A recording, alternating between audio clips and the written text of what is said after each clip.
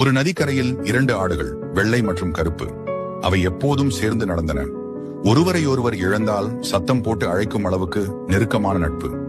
ஒரு நாள் நகரிலிருந்து வந்த வியாபாரிகள் வெள்ளை ஆட்டை பிடித்து படகில் ஏற்றி நதிக்கு பின்னால் உள்ள சந்தைக்கு எடுத்துச் சென்றனர். கருப்பு ஆடு அதே இடத்தில் இரவில் நின்று நிலவின் வெளிச்சத்தில் நதியை பார்த்துக் கொண்டிருந்தது. ஏக்கம், புலம்பல். ஆனால் மறுநாள் அது ஒரு முடிவெடுத்தது.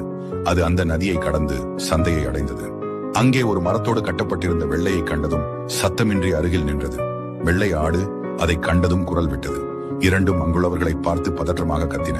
அந்த குரல், எங்களை பிரித்து விடாதீர்கள் என்று சொல்லும் சத்தம். அதை கண்ட வியாபாரியின் மகள் தனது தந்தையை கேட்டாள். அப்பா, இதன் தோழியை தேடி வந்திருக்கு போல, நாம் இதை விட்டுவிடலாமேப்பா என்றாள். தந்தையின் மனம் உருகியது. அவர் அந்த கட்டப்பட்டிருந்த வெள்ளை ஆட்டை அவிழ்த்து விட்டார். பிறகு இரண்டும் மீண்டும் ஒன்றாக சென்றன. விலங்குகளுக்கும் உணர்வுகள் உண்டு. உண்மை நட்பு எந்த ஆற்றையும் கடக்கும்.